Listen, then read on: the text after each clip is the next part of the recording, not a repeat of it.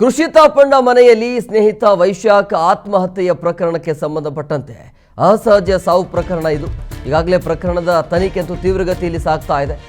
ದಾಖಲಿಸಿ ಅಂದರೆ ಕೆಲವೊಂದಿಷ್ಟು ಅಂಶಗಳನ್ನು ಪಡೆದುಕೊಂಡು ಮಾಹಿತಿಯನ್ನು ಪಡೆದುಕೊಂಡು ತನಿಖೆಯನ್ನು ಪೊಲೀಸರು ಮಾಡ್ತಾ ಇದ್ದಾರೆ. ಈ ವೇಳೆ ವೈಶಾಖ್ ಆರ್ಥಿಕ ಸಂಕಷ್ಟದಲ್ಲಿದ್ರ ಅನ್ನುವಂಥ ಒಂದು ವಿಚಾರ ಈಗ ಸಂಕಷ್ಟದಲ್ಲಿ ಇದ್ರು ಅನ್ನೋದು ಈಗ ಬೆಳಕಿಗೆ ಬರ್ತಾ ಇದೆ.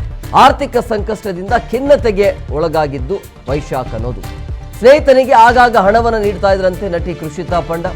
ಅದಕ್ಕೆ ಸಂಬಂಧಿಸಿದ ದಾಖಲೆಗಳನ್ನು ಈಗ ಪೊಲೀಸರಿಗೆ ತೋರಿಸಿದ್ದಾರೆ ನಟಿ ಕೃಷಿತಾ ಪಂಡ ಅನ್ನೋದು. ವೈಶಾಖ್ ಅನ್ನುವಂಥ ಉದ್ಯಮಿ ಏನು ಆತ್ಮಹತ್ಯೆಯನ್ನು ಮಾಡಿಕೊಂಡಿದ್ನಲ್ಲ, ಈ ನಟಿಯ ಮನೆಯಲ್ಲಿ ಆತ್ಮಹತ್ಯೆಯನ್ನು ಆತ ಮಾಡಿಕೊಂಡಿದ್ದ. ಬಟ್ ಈಗ ಬರ್ತಾ ಇರುವಂಥ ಮಾಹಿತಿ, ಆತ ಖಿನ್ನತೆಗೆ ಒಳಗಾಗಿದ್ದ. ಸೊ ಆರ್ಥಿಕ ಸಂಕಷ್ಟದಲ್ಲಿದ್ದ ಸ್ನೇಹಿತ. ಆರ್ಥಿಕ ಸಂಕಷ್ಟದಲ್ಲಿರುವಂಥ ಹಿನ್ನೆಲೆಯಲ್ಲಿ ಕೃಷಿತಾ ಪಂಡ ಕೂಡ ಆಗಾಗ ಸ್ನೇಹಿತನಿಗೆ ದುಡ್ಡನ್ನು ಕೂಡ ಕೊಡ್ತಾ ಇದ್ಲು. ಸ್ನೇಹಿತನಿಗೆ ಆಗಾಗ ಹಣವನ್ನು ನೀಡ್ತಿದ್ರು ಅನ್ನೋದು ಕೂಡ ಗೊತ್ತಾಗ್ತಾ ಇದೆ.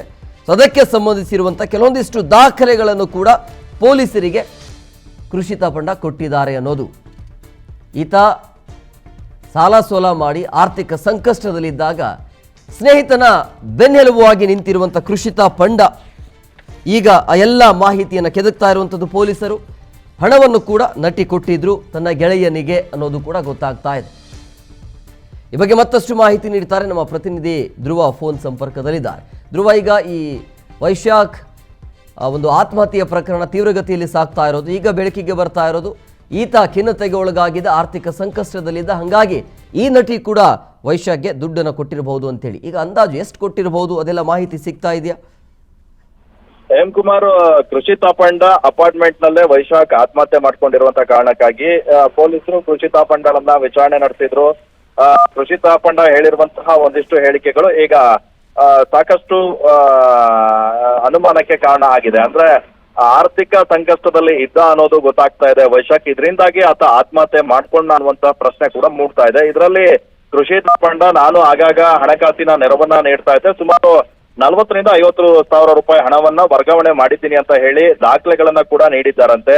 ಸಾವಿನ ಕೆಲ ದಿನಗಳ ಮುಂಚೆ ಈಗ ಕೃಷಿತಾ ಪಂಡ ಫ್ಲಾಟ್ ನಲ್ಲೇ ವೈಶಾಖ್ ವಾಸವಾಗಿದ್ರು. ಅವರ ಬಿಸ್ನೆಸ್ ನಲ್ಲಿ ಒಂದಿಷ್ಟು ಲಾಸ್ ಆಗಿತ್ತು ಅಂತ ಮಾಹಿತಿ ಇದೆ. ಇದೇ ವಿಚಾರಕ್ಕೆ ಅವರು ಸೂಸೈಡ್ ಅನ್ನ ಮಾಡ್ಕೊಂಡ್ರ ಅಥವಾ ಸಾಂಸಾರಿಕ ಜೀವನದಲ್ಲಿ ಉಂಟಾದಂತ ಕೆಲವೊಂದಿಷ್ಟು ಭಿನ್ನಾಭಿಪ್ರಾಯದಿಂದಾಗಿ ಅವರು ನೊಂದು ಈ ರೀತಿ ಮಾಡ್ಕೊಂಡ್ರ ಅನ್ನುವಂಥದ್ದು ಇನ್ನೂ ಸ್ಪಷ್ಟವಾಗಿಲ್ಲ. ಈ ಬಗ್ಗೆ ಈಗಾಗಲೇ ಆರ್ ನಗರ ಪೊಲೀಸರು ತನಿಖೆಯನ್ನ ಕೂಡ ನಡೆಸ್ತಾ ಇದ್ದಾರೆ. ಅವರ ಮೊಬೈಲ್ ಈಗಾಗಲೇ ರಿಟ್ರೀವ್ಗೆ ನೀಡಲಾಗಿದೆ. ಆ ವರದಿ ಬಂದ ನಂತರ ಸ್ಪಷ್ಟ ಇದು ಗೊತ್ತಾಗುತ್ತೆ. ಯಾಕಂದ್ರೆ ಇಲ್ಲಿ ಡೆತ್ ನೋಟ್ ಸಿಕ್ಕಿರ್ಲಿಲ್ಲ.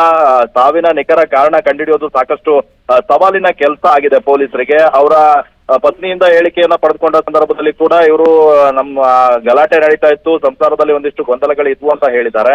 ಆದ್ರೆ ಕೃಷಿತಾ ಪಂಡ ಹೇಳ್ತಾ ಇರುವಂತದ್ದು ಈಗ ಆರ್ಥಿಕ ಸಂಕಷ್ಟದಲ್ಲಿ ಇದ್ದ ಅನ್ನೋದು ಗೊತ್ತಾಗ್ತಾ ಇದೆ. ಸೊ ಹೀಗಾಗಿ ವೈಶಾಖ್ ಆರ್ಥಿಕ ಸಂಕಷ್ಟದಿಂದ ಸಿಲುಕಿ ಏನಾದರೂ ಸಾಲ ಮಾಡಿಕೊಂಡಿದ್ರ ಕೈ ತುಂಬಾ ಅನ್ನುವಂಥದ್ದು ಇನ್ನು ಪೊಲೀಸರ ಮುಂದಿನ ತನಿಖೆಯಲ್ಲಿ ಗೊತ್ತಾಗುತ್ತೆ. ಅವರ ಬ್ಯಾಂಕ್ ಸ್ಟೇಟ್ಮೆಂಟ್ ಗಳನ್ನ ಕೂಡ ಪಡೆದುಕೊಳ್ಳುವಂತ ಕೆಲಸವನ್ನ ಈಗ ಪೊಲೀಸರು ಮಾಡ್ತಾ ಇದ್ದಾರೆ.